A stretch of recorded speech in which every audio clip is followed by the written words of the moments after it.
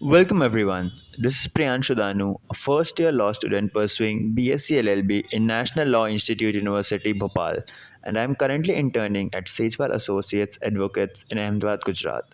In this video, I will be discussing an extremely important yet slightly disregarded act, which is the Indian Limitation Act of 1963. So let's begin. The present Limitation Act 1963 has been passed seeking to implement the third report of the Law Commission on the Indian Limitation Act 1908, dated 27 July 1956, with one important modification. The Law Commission felt the law of limitation should be simple, certain, and rational. It also felt that the periods of limitation should neither be too long nor too short. It recommended that the provision should be modernized in the light of the judicial decisions and should avoid the possibility of conflicts between various articles. Further, moving on to the object of the Act. The law of limitation prescribes a time period within which a right can be enforced in a court of law. The time period for various suits has been provided in the schedule of the Act. The main purpose of this act is to prevent litigation from being dragged for a long time and quick disposal of cases that lead to an effective litigation. The act is based mainly on two legal maxims: interest republicae ut sit finis litem, which means that it is to the advantage of the state that there should be a limit to lawsuits, and vigilantibus non dormantibus jura subvenient, which means that the law comes to the help of the vigilant, not the sleepy. Section 2J defines period of limitation and prescribed period. Period of limitation means the period of limitation prescribed for any suit, appeal, or application by the schedule, and prescribed period means the period of limitation computed in accordance with the provisions of this Act. Law of limitation prescribes the time at the end of which a person is liable to suit shall become exempt from answering therein. The law of limitation does not destroy the substantive right of a party. It simply bars the remedy, but not the right itself. Limitation bars only the remedy but does not extinguish the title itself. Further, the burden of proof and the proceeding instituted is within limitation is on the plaintiff.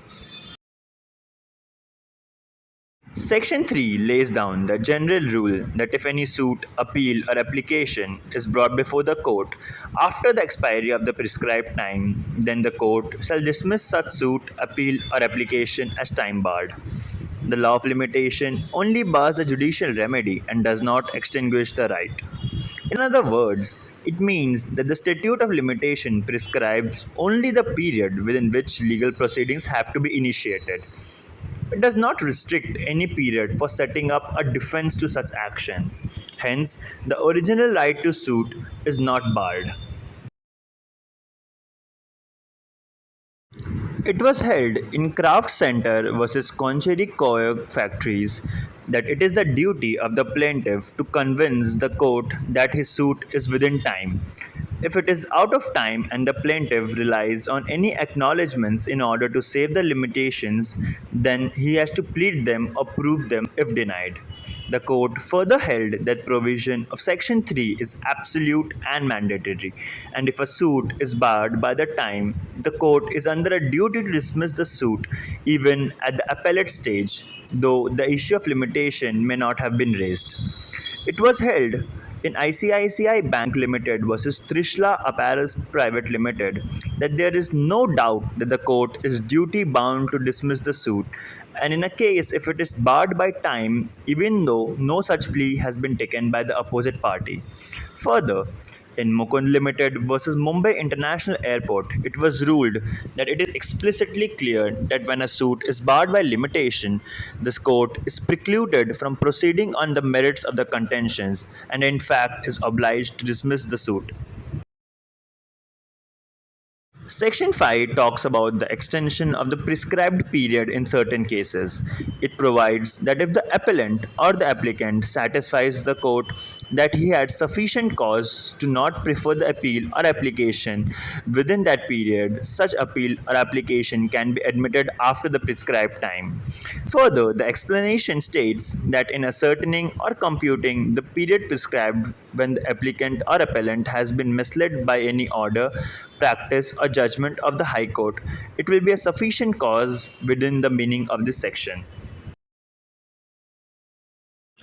Further, Section 6 states that where a person entitled to institute a suit or make an application for the execution of a dicker is at the time from which the prescribed period is to be reckoned is a minor or insane or an idiot, he may institute the suit or make the application within the same period after the disability has ceased, as would otherwise have been allowed from the time period specified therein in the third column of the schedule. This section provides an exception to Section 9. Section 9 talks about the continuous running of time. Where once time has begun to run, no subsequent disability or inability to institute a suit or make an application can stop it. The applicability of Section 9 is limited to suits and applications only and does not apply to appeals unless the case fell within any of the exceptions provided in the Act itself. Section 9 applies when the cause of action or right to move the court continues to exist on the date of making the application. Thus, the time runs when the cause of action occurs. Thus, once time has begun to run, no subsequent disability or inability stops it.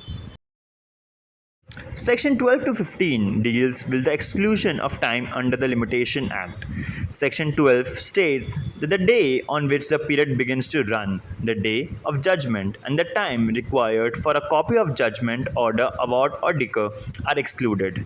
Section 13 states that where an application for leave to sue or appeal as a pauper has been made and rejected, the time during which the application has been prosecuting in good faith his application for such leave shall be excluded.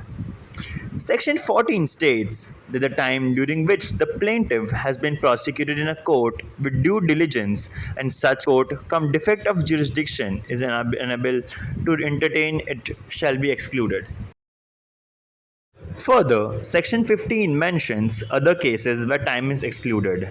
The time spent on certain actions, such as obtaining government consent, appointing a receiver or liquidator, setting aside a sale, or when the defendant is outside India, is not counted towards the overall time limit for filing a case or seeking an injunction.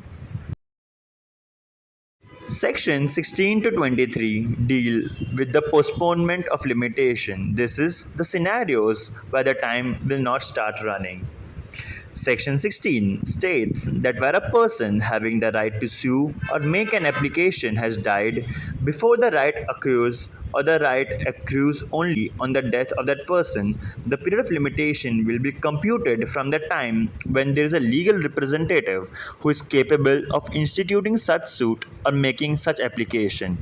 Further, where a person against whom the right to sue or make an application would have accrued dies or would have accrued on his death, the limitation will start when there will be a legal representative of the deceased against whom the plaintiff may institute such suit or application. Further, Section 17 states that where the suit or application is based upon fraud, mistake, or concealment by fraud, the period of limitation will not start unless the plaintiff or applicant has discovered the fraud, concealment, or mistake. Section 18 states that in case of an acknowledgement of liability in respect of any property or right, a fresh period of limitation will be computed from the time acknowledgement was signed. Section 19 states that where a payment of debt or of interest on a legacy, a fresh period of limitation will be computed when payment was made. Section 20 is only a further explanation of Section 18 and 19. It says that under a disability, the expression agent duly authorized will include the lawful guardian, committee, manager, or agent duly authorized by such guardian, committee, or manager. Section 21 states that where a new plaintiff or defendant is added or substituted after the institution of the suit will be deemed to be instituted when he was so made the party.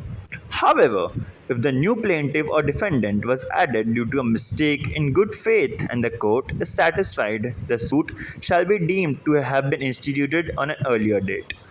Section 22 states that where there is a continuing breach of contract or tort, a fresh period of limitation will start at the moment when the breach or tort continues.